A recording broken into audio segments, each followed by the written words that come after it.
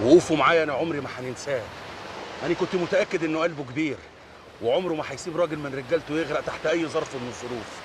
اللورد ما ترددش لما سمع حكايته وعمل اتصالاته بالمركب اللي هتلقطك وهي خارجه من المينا. دلوقتي انا هوصلك لمركب صيد كبيره في عرض البحر وهم عارفين هيعملوا ايه.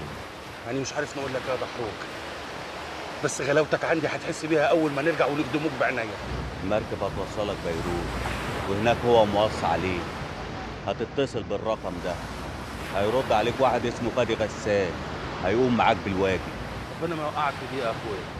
طب يلا عشان ما تتأخرش، وفي البحر هقول لك على باقي التعليمات.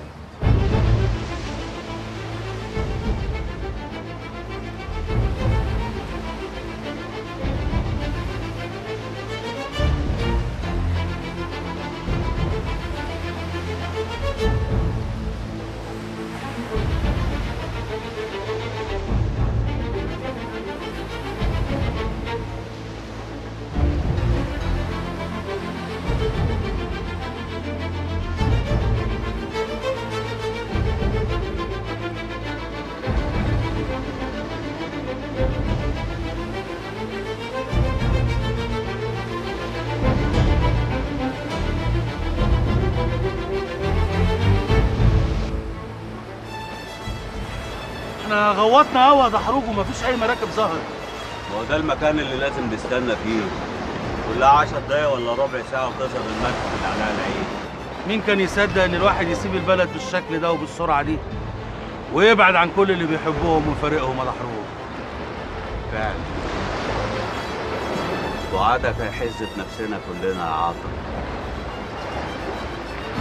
لكن هنعمل ايه؟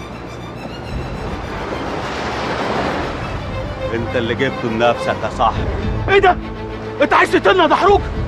عايز تقتل صاحب عمرك؟ غصب عنا يا عاطف. لا يا دحروج لا. غصب عني.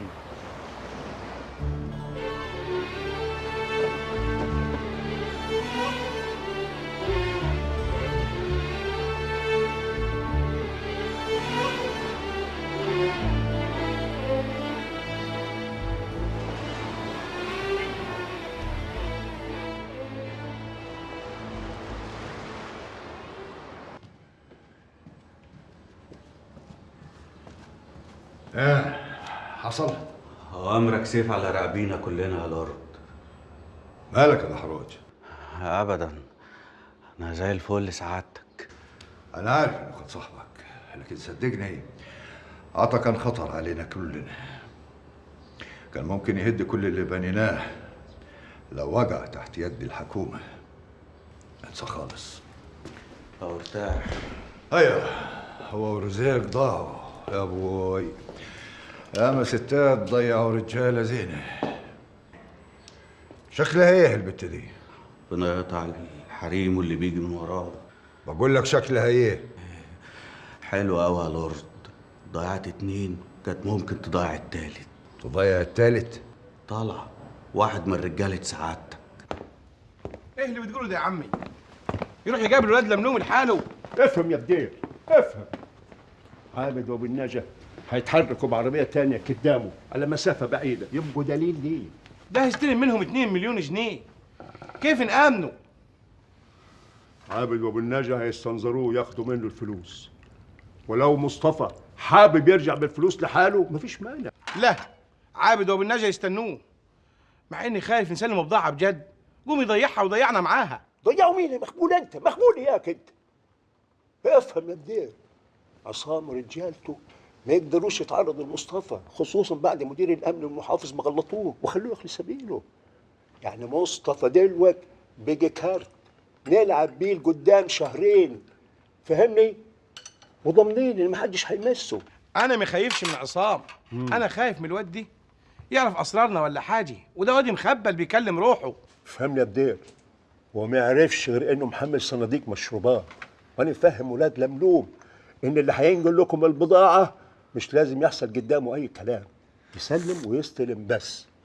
اطمن يا بدير. وانا اعمل ايه الليله؟ انت تريح، تقعد تستنظرهم في مطرحك كيف الباشا.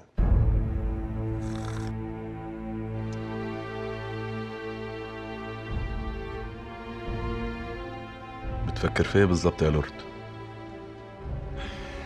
ازاي فاتت علينا حكاية شامة وحب طلعت الرهيب ليه؟ ايه معقولة كان ناوي يقطع اتصاله بيها طول فترة غيابه؟ قصدك ايه؟ أكيد متفق معاها إنه يطمنها على نفسه كل كام يوم على الأقل لو ما كانش كل يوم. معقول يقطع اتصاله بينا ويتصل بيها هي؟ هو مستغرب ليه؟ في حاجات كثيرة في الحياة تخلينا ما نستغربوش. جايز في حاجة ما نعرفوهاش منعته من الاتصال بينا، لكن ما اتصلش بخطيبته اللي مستعد على حد قوله يبيع الدنيا عشانها. طب ليه؟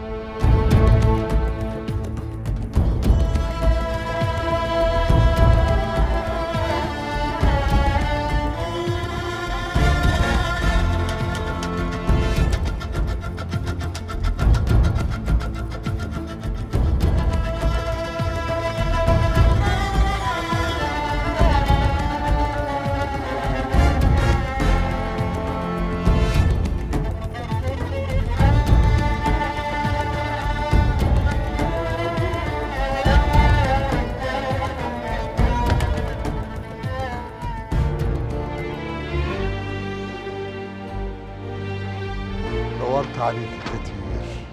أنا قدامك بس أنت ما شايفنيش. مش قادر تفتكرني؟ فاكرك زين. احنا ياما قعدنا قصاد البحر وقلنا كلام وحضنتك بعينيا. ضمني في حضنك وأنت هتفتكر كل حاجة.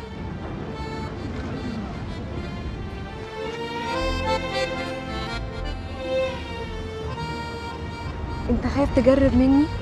بس لازم نستنى لحد ما أعرف أنا مين. أنا مصطفى العرباوي ولا لأ؟ أنت هو، صدقني. أنت تعرفين أكتر من نفسي. تعرفين. خدني في حضنك هتفتكر كل حاجة.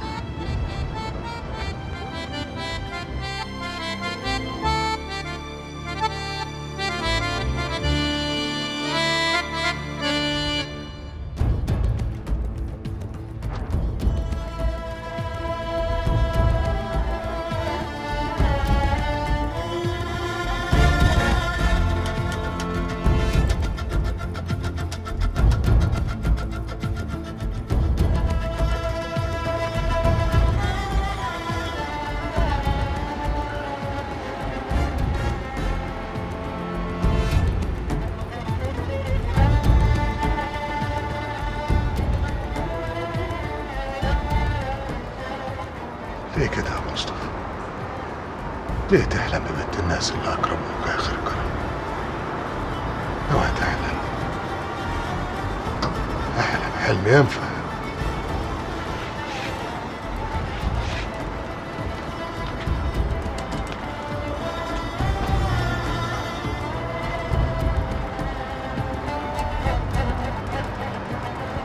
بس أنا ما غلطتش في حاجة.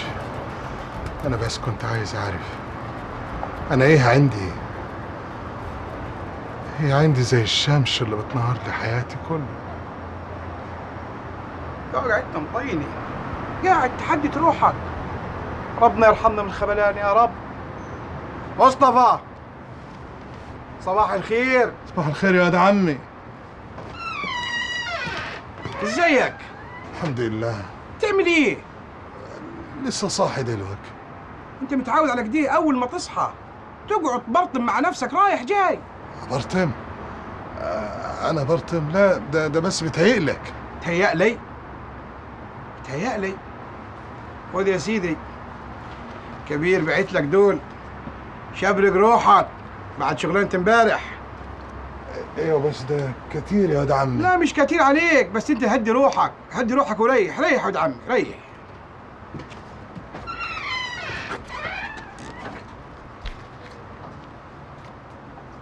بس كتير دي، كل دي فلوس. دعا كده الواحد ممكن يبقى عنده فلوس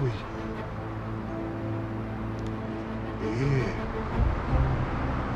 لا يا مصطفى، ادي الجنان الاصلي. ايه رأيك في الفكرة دي؟ تيجي تقعدي عندي كام يوم، ممكن اخلي صلاح يروح يبات عند اهله لو ما حباش وجوده ويانا، ونقعد ونرغى انا وانتي للصبح كيف ايام زمان. فاطمة سرحانة في ايه بس يا اختي؟ لا أنا معاكي. لا ما انتيش معاي، بحدتك من بدري وانتي في دنيا تانية.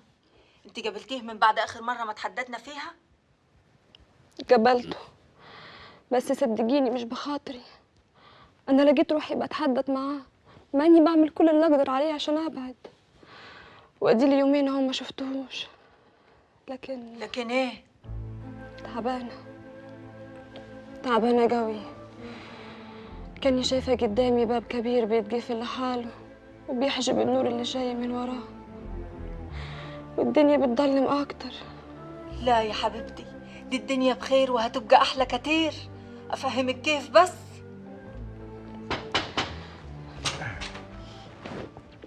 صباح الخير على القمر المنور. صباح الخير يا بول. قوم يا فاطمه، غيري خرجاتك وجهزي روحك، الدكتور فخري موجود عايز يشوفك. ها يلا يلا.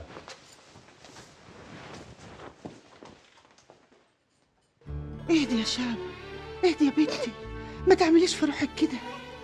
ان شاء الله ربنا هيفك دقتها وهتطلع بعد كام يوم اللي بيقول عليهم عبد السلام دول.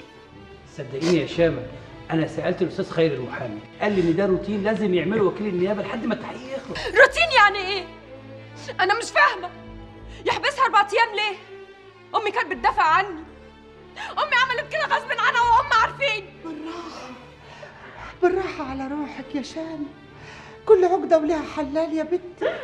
والله ما في حاجة، الراجل أكد لي إنها هتخرج، هي مسألة وقت بس. أمي ما تستاهلش كده. أمي ما تستعملش الرمي وسط الناس دي. أنا تعبانة.